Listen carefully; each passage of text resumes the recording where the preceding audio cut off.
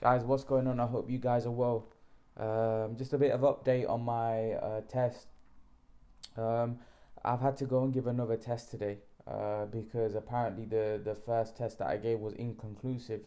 So I've given another test. Let's see what results come back.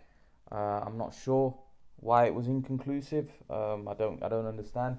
But let's see. They're gonna test me again, and I'll let you guys know what I get in terms of results. Um, let's talk about news that broke. I've got two parts to this video, two news that I want to talk about in the boxing world.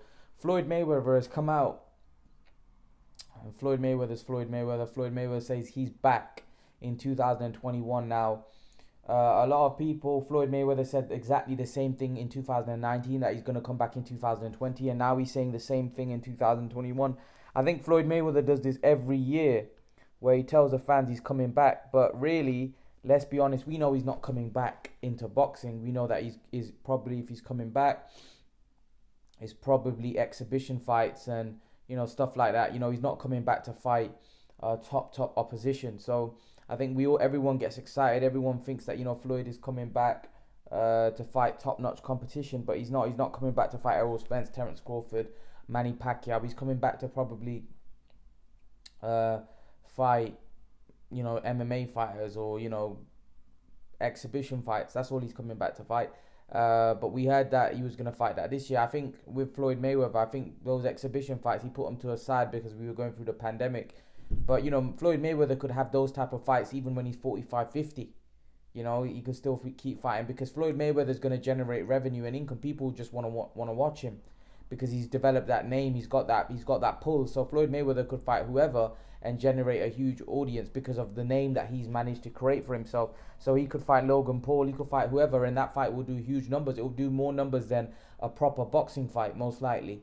So, and even a massive boxing fight, like I'm talking like a world championship, world level fight. Floyd Mayweather will probably do bigger numbers because Floyd Mayweather is the biggest star in probably combat sport in the world today. So for me, I think he's not coming back for to boxing for a proper fight. He's coming back to fight like MMA guys and do exhibition fights. But remember, he did say that, and didn't he say that in 2019? But of course, we got hit by the pandemic. So his goal might have been to come back this year and do that, but because of the pandemic, everything was put to one side. But in terms of Mayweather, what do I think he's coming back to boxing? Absolutely not. He's coming back to stage probably an exhibition fight in Japan, Tokyo. He's talking about him coming back and fighting in Tokyo. Um, but yeah, that's Floyd Mayweather. Floyd Mayweather does what he wants. He's the biggest, like I said, biggest star out there, and he does what he wants. And fair play to him. He's paid his dues. He's made a lot of money. He's had a great, very tough boxing career. He fought them all, and he's entitled. He can enjoy his fruits of his labor now by making easy money. Really, he can go out there and fight MMA guys and beat them. And I know hardcore boxing fans aren't going to be very happy saying, "Oh, it's a joke, this that." But really, Floyd Mayweather's paid his dues. He's paid his dues when he was in his when through his boxing career. Floyd Mayweather, when he was Pretty Boy Floyd, paid his dues. And then he became Money Mayweather, and that was the more businessman side of it. A lot of people don't talk about Pretty Boy Floyd, the guy that went through the hard yards, the guy that was a proper fighter, the guy that did all, you know, went through the hardship where he wasn't the A side, where he was the B side, and then became the A side, and then started becoming more of a businessman as he started moving up the weight classes. People don't talk about that. They just like to talk about, oh, the businessman Money Mayweather. What about Pretty Boy Floyd Mayweather, the guy that was entertaining, the guy that used to knock people out, the guy that was more exciting, more of a risk taker. Money Mayweather, he got older, he became more of a businessman. He was moving up the weight classes. He knew that it would be very dangerous for him to fight the same way that he did at 135, because the guys are a lot bigger, they're stronger, they can take a punch better, they punch harder. So it would be crazy for him to have the same style, but that's what you call a sign of a great fighter, being able to adjust and adapt. And there was no one better in the game than Floyd Mayweather to adjust and adapt. And he made a great career for himself. I think we should respect what he did in the game. But in terms of him coming back, in terms of Floyd Mayweather coming back to fight a Crawford, to fight a Spence, to even fight Manny Pacquiao, who's his age, it's not happening. It's not gonna happen. He's not interested, because Floyd Mayweather could make the same money fighting Logan Paul that he could probably make fighting Manny Pacquiao. No joke. Could he make the same? Probably might make a little bit more fighting Pacquiao, but not much. And is it worth, Floyd Mayweather's got so many millions, is it worth him coming back to fight a risky fight where he could lose against Pacquiao for another 30, 40 million more? Doesn't make sense, does it, really, if we're honest? So, to be honest, Floyd Mayweather's probably doing the right thing, fighting these YouTubers and fighting these MMA guys, because he could make a lot of money from them, and he can make a lot of big money from fighting them. So you can't really blame him, you know. In terms of why is he fighting in Japan? I just think there's probably offered him a lot of money, and maybe they've got a fighter that lined up to fight him, you know. Where did he fight Tenzin? Was that in Japan? I think that was in Tokyo as well. So maybe they got another guy lined up for him, like that. You know, who knows? But yeah, I wanted to go on to the second part of the video. I want to talk about Luke Campbell and Ryan Garcia. Unfortunately, the fight is off for December 5th. It's not going to happen December 5th anymore. Luke Campbell tested positive for coronavirus. I was really looking forward to this fight. Really, really looking forward to it. I think it was obviously a brilliant matchup, and a fight that's, I think, is going to be rescheduled. I think they're talking about maybe 2 weeks after. They're talking December 19th, I think. And that's not that bad, that, you know, that they've rescheduled it, because certain fights get scrapped and they don't happen, or they happen 2-3 months after, which is obviously a kick in the nuts, especially when it's a good fight.